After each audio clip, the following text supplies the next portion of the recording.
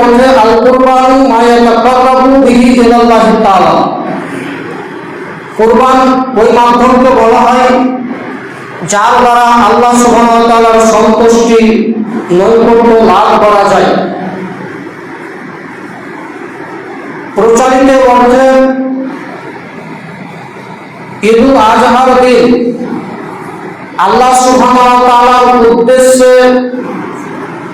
যে পশুকে শরীয়ত তরিকায় জবাই করা হয় তাকে রাখতে হবে, নিজের চরিত্রের গ্যারান্টি দিতে হবে, নিজের জীবনটাকে কন্ট্রোলে রাখতে হবে, হাতটাকে সংবরণশীল রাখতে হবে, মাথাটাকে নত রাখতে হবে, দৃষ্টিটাকে নিচে রাখতে হবে।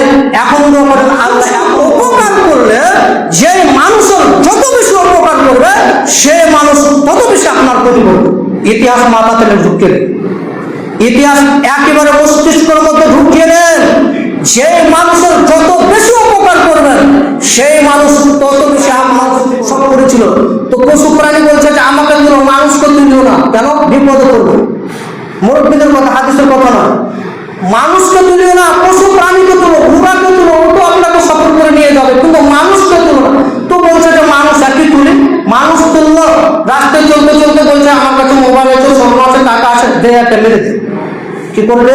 একে মেরে দে। কিন্তু যদি পশুকে তুলতো সেই কুয়া থেকে, পশু তার সাথে গাদ্দারি করতো না।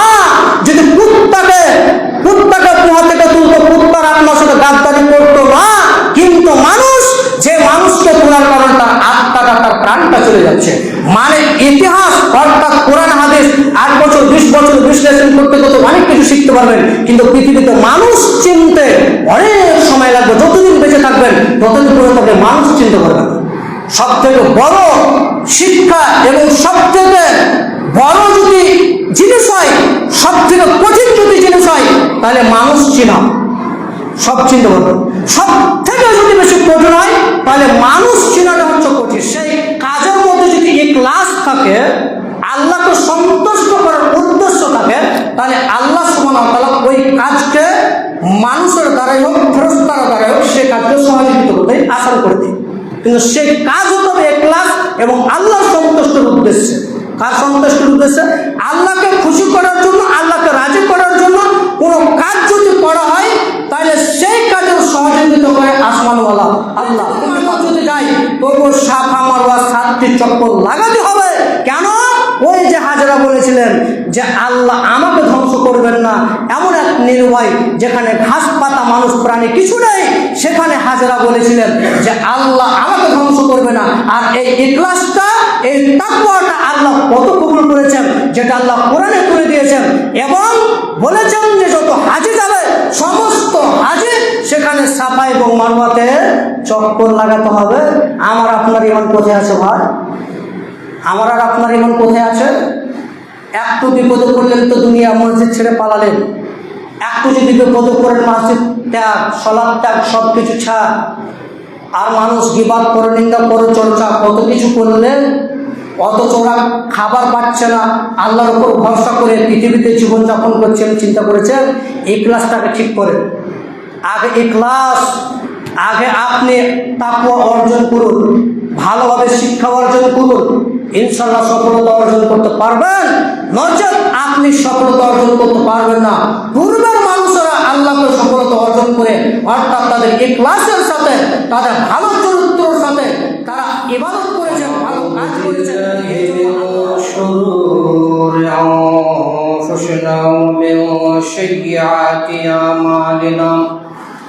من يهده الله فلا مضل له ومن يضلل فلا هادي له واشهد ان لا اله الا الله وحده لا شريك له واشهد ان محمدا عبده ورسوله فإن خير الحديث كتاب الله وخير الهدى هدى محمد صلى الله عليه وسلم وشر الأمور محدثاتها وكل محدثة بدعة وكل بدعة ضلالة وكل ضلالة في النار. أعوذ بالله من الشيطان الرجيم بسم الله الرحمن الرحيم إنا أعطيناك الكوثر فصل لربك وانحر إن شانئك هو الأبتر। উপস্থিত সম্মানীয় মসজিদের মুসাল্লি, প্রশংসা একমাত্র আল্লাহ সুবহানাহু ওয়া তাআলার জন্য। তারই আমরা প্রশংসা করে সকল বলি আলহামদুলিল্লাহ। আখির নবী মুহাম্মদ সাল্লাল্লাহু আলাইহি ওয়াসাল্লামের উপর দরুদ ও সালাম নাজিল হোক। আল্লাহুম্মা সাল্লি আলাইহি আল্লাহুম্মা বারিক আলাইহি। আমরা আলোচনা করছিলাম দুনিয়া মরণ নিয়ে। যা এই আলোচনাগুলো আমরা পরবর্তীতে আলোচনা করব কুরবান শেষ হয়ে, যেহেতু আমাদের সামনে কুরবানের প্রস্তুতি নিতে হবে। তার কারণে আজকের বিষয় হচ্ছে কুরবানের ইতিহাস। প্রত্যেকটি মানুষকে কুরবান সম্পর্কে জানা প্রয়োজন বলে আমরা মনে করছি। আপনি আপনার ছাগলটা কিভাবে ক্রয় করবেন, ছাগল গরু কিভাবে ক্রয় করবেন, কোনটা ক্রয় করবেন না, সে বিষয়গুলো আমরা আলোচনা করব। আজকের আলোচনা থাকবে কুরবানির ইতিহাস, যে ইতিহাসের পাতা থেকে আপনাকে শিক্ষা গ্রহণ করতে হবে, যে ইতিহাসের মাঝে মাঝে এমন শিক্ষণীয় কথা আছে, যেই শিক্ষণীয় কথাগুলো প্রত্যেকটি মানুষকে গ্রহণ করা প্রয়োজন বলে আমরা মনে করি। অতএব ইতিহাস পেশ করব, তার মিডিলে ইতিহাসের পাতা থেকে শিক্ষা গ্রহণ করবেন। একেবারে ঘুমাবার চেষ্টা করবেন না, এদিক ওদিক হলে আপনি আর ধরতে পারবেন না। কুরবান পারিভাষিক অর্থে আল কুরবানু মা ইয়াতাকাররাবু বিহি ইলাল্লাহি তাআলা। কুরবান ওই মাধ্যমকে বলা হয় যার দ্বারা আল্লাহ সুবহানাহু ওয়া তাআলার সন্তুষ্টি নৈকট্য লাভ করা যায়। প্রচারিত অর্থে ঈদুল আজহার দিন আল্লাহ সুবহানাহু ওয়া তাআলার উদ্দেশ্যে যে পশুকে শরঈ তরিকায় জবাই করা হয় তাকেই কুরবানি বলেন। মানে যে পশুটা আপনি কুরবানি দিবেন সেটা শরঈ তরিকায় আল্লাহর নৈকট্য হাসিলের উদ্দেশ্যে, আল্লাহকে সন্তুষ্ট করার উদ্দেশ্যে কুরবানি দেওয়ার মানে হচ্ছে যে আল্লাহর নৈকট্য হাসিল করা। তো আমরা জেনে নেব আল্লাহ সুবহানাহু ওয়া তাআলা সূরা কাউসারের মধ্যে বলেছেন ফাসল্লি লিরাব্বিকা ওয়ানহার।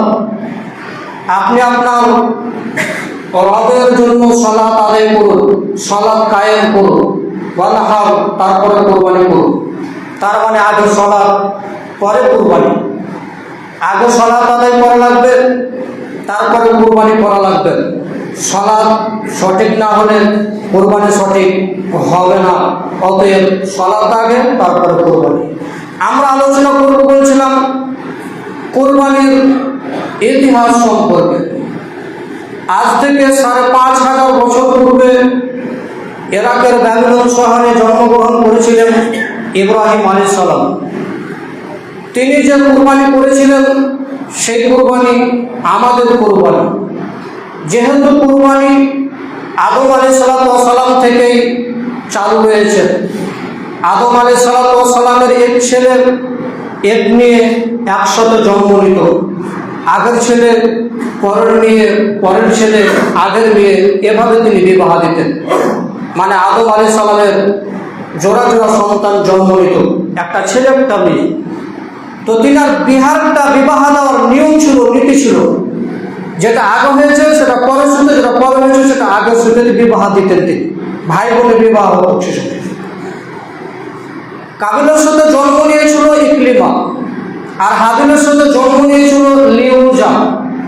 ইকলিমা দেখতে সুন্দর ছিল, লিউজার চেয়ে। সময় আসলে আদম আলাইহিস সালাম তার নীতি অনুযায়ী বিবাহের প্রস্তাব পেশ করেন। তাতে কাবিল বিবাহের প্রস্তাব প্রত্যাখ্যান করে বলে, আমার সাথে যে মেয়ের জন্ম তাকেই আমি বিবাহ করব। মানে ইকলিমা সুন্দরী ছিল লিউজার চেয়ে, আর ইকলিমার জন্ম হয়েছিল কাবিলের সাথে। তো কাবিল বলল যে আমি ইকলিমাকে বিবাহ করা লাগবে। পরিস্থিতি দেখে আদম আলাইহিস সালাম বললেন যে তোমরা দুজন আল্লাহর দরবারে কুরবানি পেশ করো, যার কুরবানি আল্লাহর দরবারে কবুল হবে, গ্রহণযোগ্য হবে, সেই ইকলিমাকে বিবাহ করবে। সে সময় কুরবানি কবুলের পদ্ধতি ছিল আকাশ থেকে আগুন এসে জ্বলে যেত। যদি আকাশ থেকে আগুন এসে জ্বলে যায় তবে জানতে হবে তার কুরবানি কবুল হয়েছে। আর যদি আকাশ থেকে আগুন এসে না জ্বলে তাহলে জানতে হবে তার কুরবানি কবুল হয়নি। এই অবস্থায় আপন বলেন মানুষ সত্য মিথ্যা, হালাল হারাম বুঝতে পারত। আল্লাহ সুবহানাহু ওয়া তাআলা দয়া করে মানুষকে কুরবানির গোশত খাওয়ার সুযোগ দিল। মানুষ এই সুযোগে সদ্ব্যবহার করল। আল্লাহ সুবহানাহু ওয়া তাআলা দয়া করে মানুষকে কুরবানির মাংস খাওয়ার সুযোগ প্রদান করল। মর্মে মানুষ ভুল পদ্ধতিতে অবৈধভাবে হারাম পন্থায় কুরবানি করা প্রয়োজন মনে করছে। যদি আকাশ থেকে আগুন এসে কুরবানি জ্বলে যেত তাহলে কার কুরবানি কবুল হলো। আর যদি ছাগল থেকে যেত, গম থেকে যেত, তাহলে তার কুরবানি কবুল হয়নি। তাহলে মানুষ কুরবানি দেওয়াই বন্ধ করে দিত, কোরবানি দেওয়াই বন্ধ করে দিত। যেহেতু কাবিল জমি চাষ করত, মর্মে কয়েকটি গম আল্লাহর দরবারে কুরবানি হিসাবে পেশ করল। হাবিল ভেড়া দুম্বা লালন পালন করত, মর্মে একটি দুম্বা আল্লাহর দরবারে কুরবানি হিসাবে পেশ করল। আকাশ থেকে আগুন এসে দুম্বাটি জ্বলে গেল, গমগুলি থেকে গেল। এতে কাবিলের খড়, কাবিলের রাগ আরো বেশি হল যে হাবিলের কারণে আমি সমাজের অপমান হচ্ছি, সমাজের ইজ্জত হচ্ছে, সমাজে বদনাম হচ্ছে। তাই কাবিল সিদ্ধান্ত নিল হাবিলকে হত্যা করতে হবে। কাবিল, এটা আমি হয়তো ফালতু কথা বলছি না, একেবারে কোরআনের কথা বলছি, সূরা মায়েদা থেকে পড়বে। হয়তো ফালতু আমি কথা বলছি না, সূরা মায়েদা বিশ্লেষণ করবেন, সব বাক্যগুলো একটা একটা করে বেরিয়ে আসবে। তো কাবিল হাবিলকে হত্যা করল, মানে হত্যা করার সিদ্ধান্ত নিল। এক পর্যায়ে কাবিল হাবিলকে বলছে আমি তোমাকে হত্যা করব।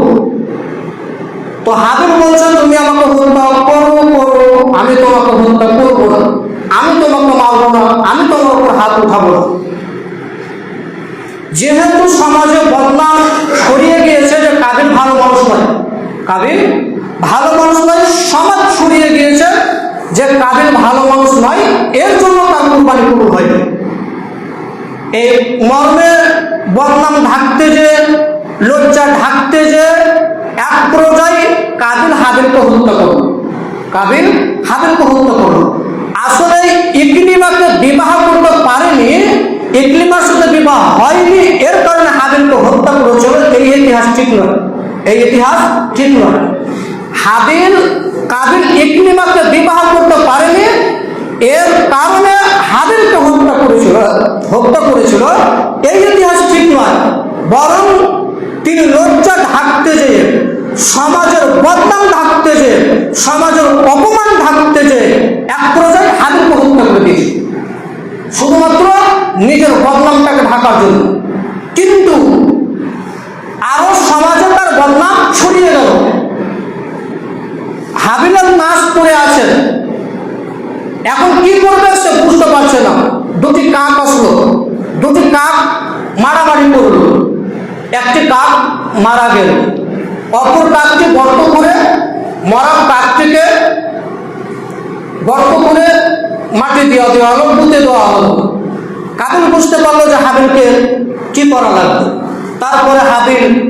তারপর কাবিল হাবিলকে গর্ত করে মাটিতে পুঁতে দিলেন। তার মানে এখনো কোনো বেনামাজি যদি মারা যায় তাহলে তার জানাজা অর্থাৎ কবরস্থানে তার দাফন হবে না। এখনো যদি কোনো বেনামাজি মারা যায় তাহলে তার দাফন কবরস্থানে হবে না, অতএব তার জানাজা হবে না। মুহাম্মদ সাল্লাল্লাহু আলাইহি ওয়াসাল্লাম তার চাচার জানাজাও করেনি, গর্ততে করেছিলেন। অতএব বেনামাজির কোনো আমল আল্লাহর দরবারে কবুল হবে না। আমরা বলতে চাইছিলাম কুরবানি, যেটা পূর্বে থেকেই অবগত ছিল। আমরা দেখালাম যে কুরবানির সিরিয়াল হচ্ছে আদম আলাইহিস সালাম থেকে, এরপরে চলে আসলো ইব্রাহিম আলাইহিস সালাম থেকে। এর পরবর্তী ইতিহাসগুলো একটার পর একটা সেট হবে, দেখতে সুন্দর লাগবে এবং সেখান থেকে শিক্ষা গ্রহণ করতে হবে।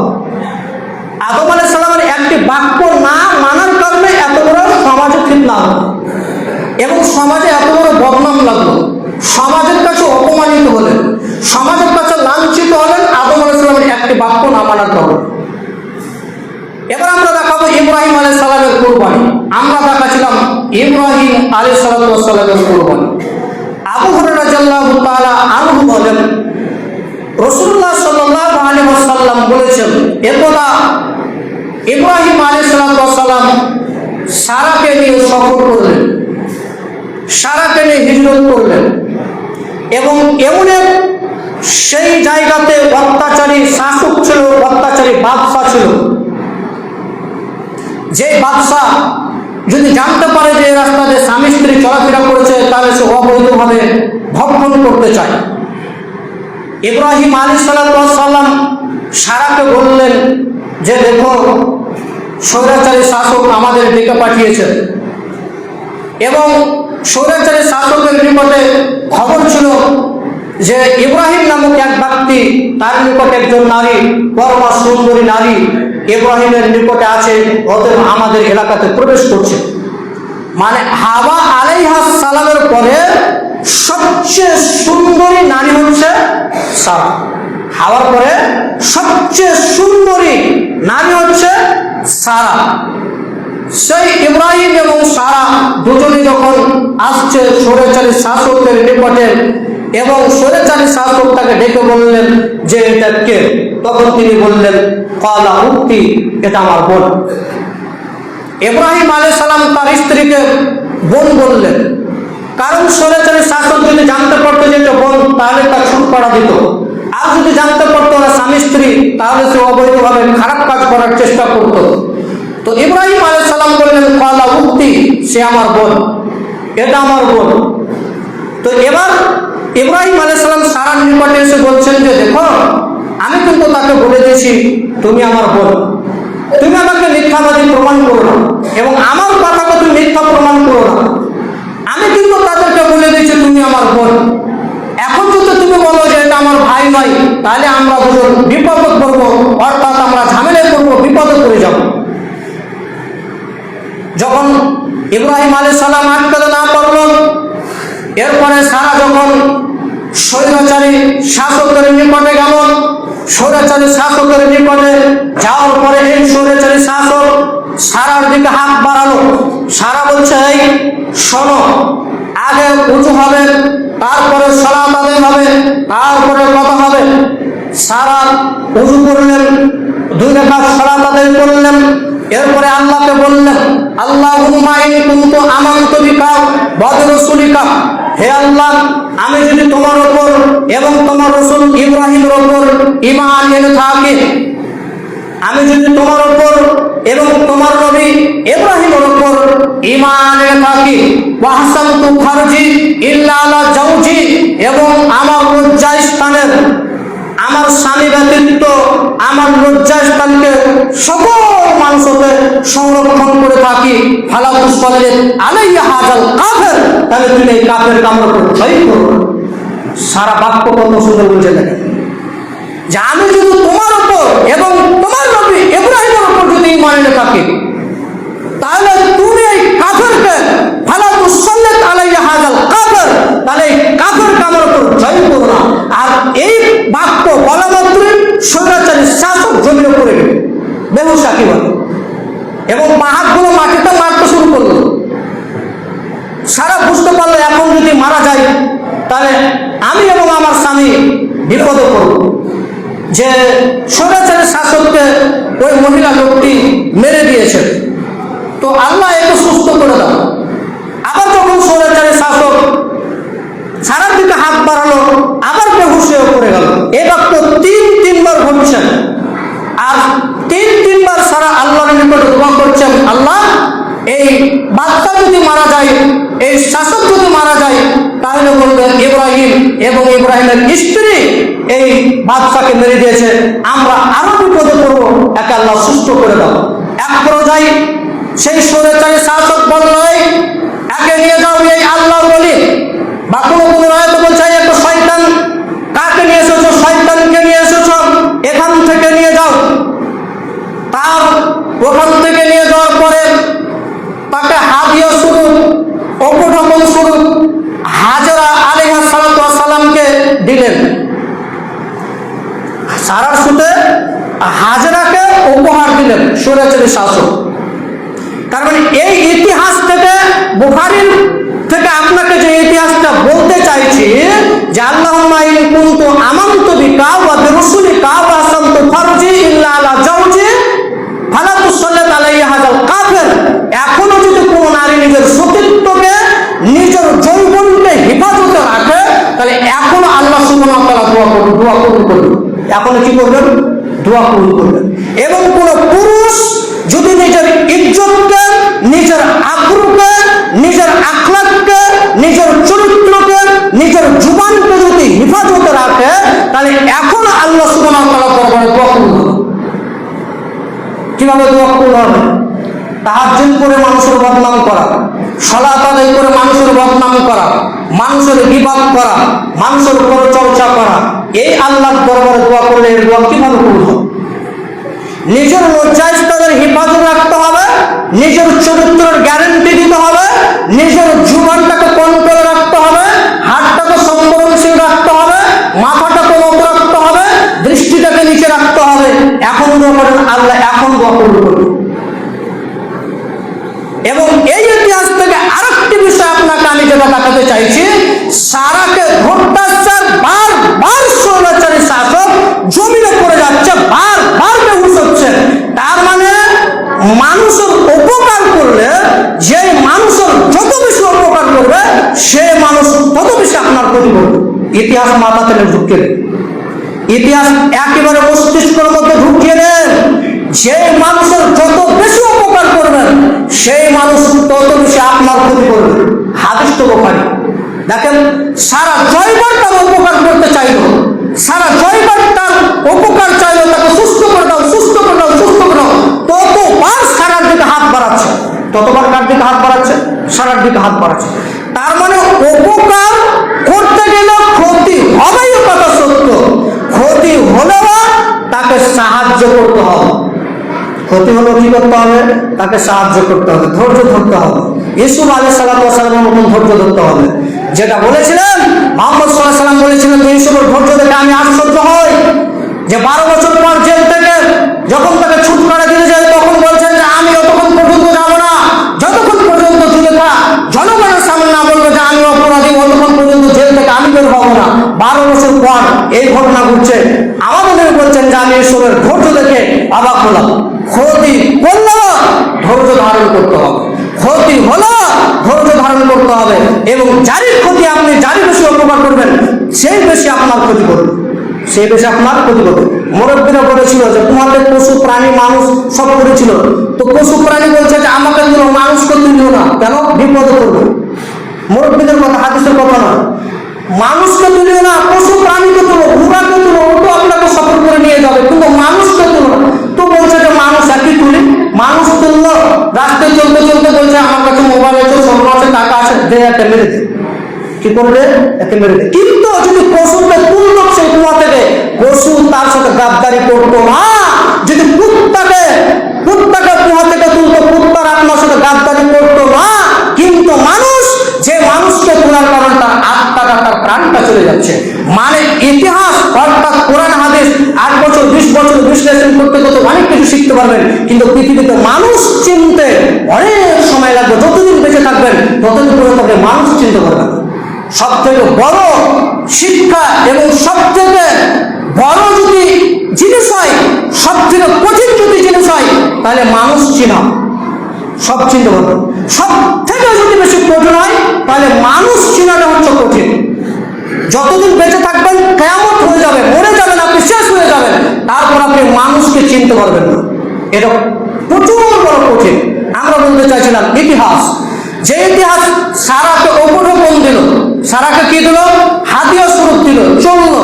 এবং সারা বলছেন যে ইব্রাহিম শুনেন, স্বৈরাচারী শাসক, আল্লাহ স্বৈরাচারী শাসককে অপমানিত করেছেন, আল্লাহ স্বৈরাচারী শাসককে লাঞ্ছিত করেছেন, এবং উপহার স্বরূপ হাজেরাকে দিয়েছে। চললেন, 3 জন চললেন, রাস্তায় চলতে চলতে চলতে এক পর্যায়ে সারা বলছেন যে হাজেরা দেখো, তুমি আমার স্বামীকে বিবাহ করে দাও। তো হাজেরা বলছে জি না বোন, ঠিক আছে, এই অবধি ঠিক আছে, বিবাহ করলে সংসারে ফাটাল ধরবে, ভালোবাসে ফাটাল ধরবে, এই পর্যন্ত ঠিক আছে। না আমি আপনার স্বামীকে বিবাহ করবো না, আমার এই পর্যন্ত ঠিক আছে। মানে বিবাহ করলে সংসারে ফাটাল ধরবে, সম্পর্ক নষ্ট হবে, এটা ঠিক আছে। এক পর্যায়ে যখন সারা বলতে বলতে বলতে যখন হাজেরা রাজা ইব্রাহিম হাজেরাকে বিবাহ করলো, যা ইব্রাহিম হয় ইসমাইল, কিছুদিন পরে হাজেরার পেটে আসলো ইসমাইল আলাইহিস সালাম। কে আসলো? ইসমাইল। ইব্রাহিম আলাইহিস সালাম তার নাম রাখলেন ইসমাইল। যা হওয়ার তাই হলো। ওই যে হাজেরা বলছে যে বোন ঠিক আছে, যা আছে ঠিক আছে, ওটাই। বিবাহ করলে সংসারে ফাটাল ধরবে, আসলে সংসারে ফাটাল ধরলো, বিবাদ সৃষ্টি হলো। এরপরে যা ইব্রাহিম ওয়া ইসমাইল, সারা হাজেরা আলাইহিস সালামকে নিয়ে চললেন মরুভূমির বনে বাসে, চললেন মরুভূমির প্রান্তে চললেন। ইব্রাহিম আলাইহিস সালাম কোথায় চললেন? মরুভূমির প্রান্তে চললেন। যা ইব্রাহিম ওয়া ইসমাইল, সে সময় ইসমাইল আলাইহিস সালাম তার মায়ের দুধ পান করছিলেন, একেবারে ছোট বাচ্চা, একেবারে ছোট বাচ্চা। চললেন মরুভূমির প্রান্তে। ফাওকা জমজমা ফি আলাল মসজিদে, সেখানে যে রাখা হলো জমজম, মসজিদের উপরে জমজম কূপের নিকটে, বিরাট গাছের নিকটে হাজেরাকে এবং ইসমাইলকে রাখা হলো। এবং রেখে দিয়ে উল্টা ফিরছেন ইব্রাহিম আলাইহিস সালাম। ইব্রাহিম আলাইহিস সালাম যখন রেখে দিয়ে উল্টা ফিরছেন, তখন হাজেরা অর্থাৎ ইসমাইলের মাতা পিছন পিছন আসছেন। এবং হাদিসের এবারও তো বলছেন যে লাইসা বি মক্কাতা ইয়াউমাইজিন আহাদুন, সেদিন মক্কাতে কোনো মানুষ ছিল না। ইতিহাস শুনবেন, গুরুত্বপূর্ণ ইতিহাস। লাইসা বি মক্কাতা ইয়াউমাইজিন আহাদুন, সেদিন মক্কাতে একটাও মানুষ ছিল না, একটা মানুষ ছিল না মক্কাতে। এরপরে বলছেন যে লাইসা বিহা মাউন, পানির ব্যবস্থা ছিল না। ঠিক খাবো, মানুষের কাছে সাহায্য নেব, দোকানপাট ছিল না, খাবার ব্যবস্থা ছিল না। এমন করে মরুভূমি, না ঘাস আছে না গাছ আছে, কিছু নেই, বালু বালু শুধু মরুভূমি হয়ে আছে।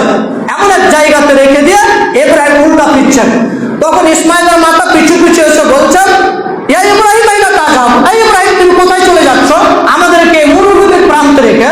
ওয়াতাতরাকুনা বিহাদাল ওয়াদি, যেখানে দিন দিন হাঁটলে কোনো মানুষের সাহায্য পাওয়া যাবে না, এমন এক ময়দানে আপনি রেখে দিচ্ছেন, এমন এক ময়দানে আপনি রেখে চলে যাচ্ছেন। আল্লাহ জিলাইসা ফি ইনসু ওয়ালা শাই, যেখানে কোনো মানুষের সাহায্য পাওয়া যাবে না, যেখানে মানুষের কোনো কিছু পাওয়া যাবে না, এমন এক মরুভূমির প্রান্তে রেখে যাচ্ছেন, যেখানে না পাবো আমি খাদ্যের কোনো ব্যবস্থা, না পাবো কোনো মানুষের সাহায্য, না পাবো কিছু খাবার, এমন এক মরুভূমির প্রান্তে রেখে যাচ্ছেন। ওয়াতাতরাকুনা ফি হাযাল ওয়াদি, মানুষের কোনো সাহায্য নেই, এমন এক মরুভূমির প্রান্তে আমাকে রেখে যাচ্ছেন। হাজরা বারবার বলছেন কথা, আইনা তাযাব ইব্রাহিম, ইব্রাহিম আপনি কোথায় চলে যাচ্ছেন এই মরুভূমির প্রান্তে রেখে? 3 বছর 9 কন্দন উচ্চার বলছেন যে আমাকে মরুভূমির প্রান্তে রেখে যাচ্ছেন। আল্লাহ জিলাইসা ফি ইনসু ওয়ালা শাই, যেখানে মানুষ পাওয়া যাবে না, কোনো খাদ্যের ব্যবস্থা পাওয়া যাবে না, তিনি বারবার একটা বাক্য বলছেন। ইব্রাহিম একটা কথা তিনি বললেন না, উল্টা ফিরছেন। নিরাপয় হয়ে ইব্রাহিম আলাইহিস সালামের স্ত্রী, তার স্ত্রী ইব্রাহিমকে বলছেন, আল্লাহ কি এখানে রাখতে বলেছেন? তখন ইব্রাহিম আলাইহিস সালাম বললেন, হ্যাঁ এখানে রাখতে বলেছেন। তখন হাজেরা বললেন, আল্লাহ আমাকে ধ্বংস করবেন না, আল্লাহ আমাকে কি করবেন না, ধ্বংস করবেন। কত বড় চিন্তা ভাবনা করেছেন, যেখানে খাদ্য নেই, মানুষ নেই, দোকান নেই, ঘাস পাতা কিছু নেই, এমন এক জায়গাতে বলছেন যে আল্লাহ যদি আমাকে রাখতে বলেন তাহলে আল্লাহ আমাকে ধ্বংস করবেন। চললেন ইব্রাহিম আলাইহিস সালাম, চলতে চলতে এক গিরিপথে এসে হাত তুলে দোয়া করলেন, আল্লাহ তুমি তাকে দেখো। একটু আগে ইব্রাহিমের স্ত্রী যা কথা বলেছিল, ইব্রাহিম এই গিরিপথে এসে আরেকটি কথা বলছেন। তার মানে তার পরিবারের উপর দয়া ছিল না, মায়া ছিল না, কথা ভুল। 86 বছর 90 বছরে একটা বৃদ্ধ বয়সে সন্তান পেল, এই সন্তানকে আবার বনে বাসে দিয়ে এলো, তার মায়া নেই, এ কথা ভুল। তিনি হাত তুলে দোয়া করে কাঁদলেন এবং আল্লাহকে বললেন, আল্লাহ তুমি এর ব্যবস্থা করে দিল। চলে গেলেন ইব্রাহিম আলাইহিস সালাম। এরপরে যখন হাজরা এবং ইসমাইল থাকলেন, সে সময় তাদের কিছু খাদ্য খেজুর ছিল, সমস্ত কিছু শেষ। মা ইসমাইল আলাইহিস সালাম যে তার মায়ের দুধ পান করবে, তার মায়ের দুধ পান করাও শেষ, খতম, সবকিছু এখন খতম। হাজরাও পিপাসিত, ইসমাইলও পিপাসিত। এমন সময় হাজরা দেখলেন যে সাফা, সেই সাফা পাহাড়ের দিকে দৌড়ালেন। সাফা পাহাড়ে দেখে দেখলেন পানি নেই। এরপরে চলে গেলেন সাফা থেকে মারওয়া পাহাড়, মারওয়াতে পানির কোনো ব্যবস্থা হলো না। এরপরে মারওয়া থেকে আবার আসলেন সাফাতে, সাফা থেকে মারওয়া, মারওয়া থেকে সাফা। এই সাফা করতে করতে তিনি 7টা চক্কর লাগালেন। এরপরে এক পর্যায়ে ইব্রাহিম জিবরিল আলাইহিস সালাম বলছেন, সাহ, এই একটি বাক্য, শাহ একটি বাক্য বললেন, এবং জিবরিল আলাইহিস সালামের পাখার ডানাতে হোক কিংবা জিবরিল আলাইহিস সালামের পায়ের এই আঙ্গুলের অর্থাৎ পায়ের ছোট হোক, সেখান থেকে পানি বের হলো। বিভিন্ন হাদিসে বিভিন্ন বর্ণনা এসেছে, হতে পারে জিবরিল আলাইহিস সালামের পানির পর এই ডানাতে অথবা পায়ের আঘাতে সেখান থেকে পানি বের হলো, জমজমের পানি। এবং হাজেরা সেই পানিকে সুন্দরভাবে কি করে দিলেন, ঘেরে দিলেন পাথর দিয়ে। এবং আল্লাহ বললেন যে হাজরা, তুমি যদি এই পানিকে না ঘেরতে তাহলে সারা পৃথিবীতে একটা কি হতো, নদী তৈরি হতো, পানি তৈরি হতো, নহর তৈরি হতো। এরপরে পানি, জমজমের পানিকে ঘিরে দেওয়া হলো। এরপরে ঘটনা কি হচ্ছে যে ইব্রাহিম আলাইহিস সালাম যে তার স্ত্রীকে রেখে গেলেন, সে পানি ইসমাইল এবং ইসমাইলের মাতা খেতে থাকেন। এরপরে ইব্রাহিম আলাইহিস সালাম ফিলিস্তিন থেকে আসবে, বাইতুল মাকদেস থেকে আসবে, জেরুজালেম থেকে আসবে, কোথায়, ইসমাইলকে কুরবানি করার জন্য। এখানে আরো ইতিহাস আছে ইব্রাহিম আলাইহিস সালামের, যে ইব্রাহিম আলাইহিস সালাম তার স্ত্রীকে রেখে গেলেন এবং জিবরিল আলাইহিস সালাম হাদিসের এবারও বলছেন যে আপনারা চিন্তা করবেন না, আপনারা ধ্বংস হবেন না, আল্লাহ আপনাদের হেফাজত করবেন। জিবরিল নিজে বলছেন, কাকে বলছেন, হাজেরাকে, যে আপনারা চিন্তিত হবেন না, আল্লাহ আপনাদের ধ্বংস করবেন না, জিবরিল আলাইহিস সালাম বলছেন। এবং এই আপনার ছেলে ইসমাইল এখানে এই কাবাঘর নির্মাণ হবে, আপনার ছেলে কাবাঘর নির্মাণ করবে। তার মানে হাজেরা এবং ইসমাইলকে যখন রেখে আসে তখন কাবাঘর নির্মাণ হয়নি। তো বলছেন যে এখানে কাবাঘর নির্মাণ আপনার ছেলে এবং আপনার স্বামী করবে। তো ইব্রাহিম আলাইহিস সালাম এই 4 বার এসেছিলেন মক্কাতে, সিরিয়া থেকে, শাম থেকে, আরো বহু হাদিসে বিভিন্ন রকম এসেছিলেন, কয়েকবার এসেছেন। তার কয়েকবারের মধ্যে আমি একটি পেশ করছি। একবার এসেছিলেন ইব্রাহিম আলাইহিস সালাম তার ছেলেকে কুরবানি করার জন্য। একবার ফিলিস্তিন বাইতুল মাকদেস থেকে এসেছিলেন যে মসজিদ নির্মাণ করতে। একবার এসেছিলেন ইব্রাহিম আলাইহিস সালাম ইসমাইল আলাইহিস সালামের সাক্ষাৎ করতে, তার স্ত্রীকে তালাক দিতে। দেখবেন ইব্রাহিম আলাইহিস সালাম আসলেন, এসে বলছেন যে বাড়ির মালিক আছে? তো বলছে বাড়ির মালিক নেই। তো বলছে কোথায় গেছে? শিকার করতে গেছে। তো কেমন আছো? তো বলছে খুব একটা ভালো নেই। তো ইব্রাহিম আলাইহিস সালাম বলছেন যে তোমার স্বামী যখন বাড়ি আসবে তখন বলবে যে এই চৌকাঠকে পরিবর্তন করতে বলেছেন। যখন ইসমাইল আলাইহিস সালাম আসলো, এসে বলছেন যে কেউ কি এসেছিল? তো বলছে একজন বৃদ্ধ এসেছিল। কি বলেছে? বলছে চৌকাঠটাকে পরিবর্তন করতে বলেছে। বলছে তোমার উত্তরটা ভুল হয়েছে, সেটা আমার বাপ ছিল, সেটা আমার পিতা ছিল, এবং তোমাকে আমার আব্বা আমার পিতা তালাক দিতে বলেছে, তুমি চলে যাও বাপের বাড়ি। এই একবার। এবার আসছে তিনি কাবাঘর নির্মাণ করার জন্য, আর আরেকবার আসছেন তিনি তার স্ত্রীকে বহাল রাখতে, চৌকাঠটাকে বলছে আলহামদুলিল্লাহ ভালো আছি। তখন বলছেন যে কি খাও? তখন বলছে গোশ আর পানি, আর জমজমার পানি খেয়ে। তার মানে এবার প্রশ্ন আলাদা হচ্ছে, যখন আপনি ভালো আছেন তার মানে সদা সর্বদা সবসময় কি বলতে হবে? আলহামদুলিল্লাহ বলতে হবে। কি বলতে হবে? সদা সর্বদাই আলহামদুলিল্লাহ বলতে হবে। ইব্রাহিম আলাইহিস সালাম ইসমাইলের নিকটে এসে দেখা সাক্ষাৎ হলো। কার সাথে? ইসমাইলের সাথে। বিভিন্ন হাদিসে বলতে এসেছেন যে বাপ্পাটা বহুদিন পর দেখা সাক্ষাৎ হলে যা হয়, চুমু হলেন, গলা ধরলেন, আরো কিছু ধরলেন, এরপরে চললেন বাপ্পাটা কাবাঘর নির্মাণ করতে লাগলেন এবং বলতে থাকলেন রব্বানা তাকাব্বাল মিন্না ইন্নাকা আনতাস সামিউল আলিম। হে আল্লাহ তুমি এই ঘরকে কবুল করো, হে আল্লাহ তুমি এই ঘরকে কবুল করো, হে আল্লাহ এই ঘরকে তুমি কবুল করো। আল্লাহ সুবহানাহু ওয়া তাআলা সেই ঘরকে এমন ভাবে কবুল করেছেন, আল্লাহ সুবহানাহু ওয়া তাআলা সেই ঘরকে এমন ভাবে কবুল করেছেন যে সারা পৃথিবীর কোটি কোটি মানুষ, সারা পৃথিবীর লক্ষ লক্ষ মানুষ এই কাবার দিকে মুখ করে সালাত আদায় করতে বাধ্য। যত মসজিদ করা আছে সব কাবার দিকে মুখ করে, এবং আপনি নামাজ পড়বেন সারা পৃথিবীর মানুষ নামাজ পড়বে কোন দিকে মুখ করে? কাবার দিকে মুখ করে। চিন্তা ভাবনা করেছেন? সময় শেষ হয়েছে। আলহামদুলিল্লাহ ওয়াসসালামু আলা মান লা নাবিয়্যা বা'দা। আর 5 মিনিট সময় নিয়ে আলোচনা শেষ করবো, ইতিহাসটা শেষ করে দিই, কোনো দুঃখ নেই। তো ইব্রাহিম আলাইহিস সালাম তিনি আবার কাবা ঘর নির্মাণ করলেন। এই আয়াত থেকে প্রমাণিত হচ্ছে যখন কোনো কাজ করবেন সেই কাজের মধ্যে যদি ইখলাস থাকে, আল্লাহকে সন্তুষ্ট করার উদ্দেশ্য থাকে, তাহলে আল্লাহ সুবহানাহু ওয়া তাআলা ওই কাজকে মানুষের দ্বারাই হোক, ফেরেশতার দ্বারাই হোক, সেই কাজকে সহযোগিতা করতে আসান করে দেয়। কিন্তু সেই কাজ হতে হবে ইখলাস এবং আল্লাহ সন্তুষ্টের উদ্দেশ্যে। কার সন্তুষ্টের উদ্দেশ্যে? আল্লাহকে খুশি করার জন্য, আল্লাহকে রাজি করার জন্য কোনো কাজ যদি করা হয়, তাহলে সেই কাজের সহযোগিতা করে আসমানওয়ালা আল্লাহ প্রতিপালক, তিনি সাহায্য করবেন। এরপরে ইব্রাহিম আলাইহিস সালাম দোয়া করলেন, আল্লাহ দোয়া কবুল করলেন। এবং হাজেরা যে 7 চক্কর লাগাচ্ছিলেন সাফা এবং মারওয়া, ওটা আল্লাহ কোরআনে তুলে দিলেন, ইন্নাশ সাফা ওয়াল মারওয়া মিন শাইরিল্লাহ। এমন ভাবে আল্লাহ বললেন যে নিশ্চয়ই সাফা এবং মারওয়া আল্লাহর নিদর্শনের মধ্যে একটি নিদর্শন। সাফা এবং মারওয়া আল্লাহর নিদর্শনের মধ্যে একটি নিদর্শন। এবং আল্লাহ এই সাফা মারওয়াকে কেমন ভাবে কবুল করলেন, এত সুন্দর ভাবে কবুল করলেন, সারা পৃথিবীর মানুষ হজ করতে যাবে, সাফা মারওয়া 7 চক্কর লাগাতে হবে। এবং হাজরা যেভাবে দৌড়িয়েছে সেভাবে প্রত্যেকটা হাজিকে দৌড়াতে হবে। শুনেন, সারা পৃথিবীর সবচেয়ে শ্রেষ্ঠ মানুষ হচ্ছেন মুহাম্মদ সাল্লাল্লাহু আলাইহি ওয়াসাল্লাম। সেই মুহাম্মদ সাল্লাল্লাহু আলাইহি ওয়াসাল্লামকে সাফা এবং মারওয়া 7 চক্কর লাগাতে হয়েছে। অতএব সারা পৃথিবীর মানুষ যদি যায়, তবু সাফা মারওয়া 7টি চক্কর লাগাতে হবে। কেন?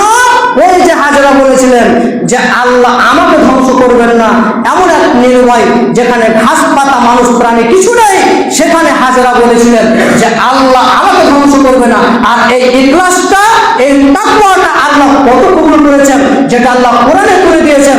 এবং বলেছেন যে যত হাজি যাবে সমস্ত হাজি সেখানে সাফা এবং মারওয়াতে চক্কর লাগাতে হবে। আমার আপনার ইমান কোথায় আছে ভাই? আমার আর আপনার ইমান কোথায় আছে? একটু বিপদে পড়লেন তো দুনিয়া মসজিদ ছেড়ে পালালেন, একটু যদি বিপদে পড়েন মসজিদ ত্যাগ, সালাত ত্যাগ, সবকিছু ছাড়।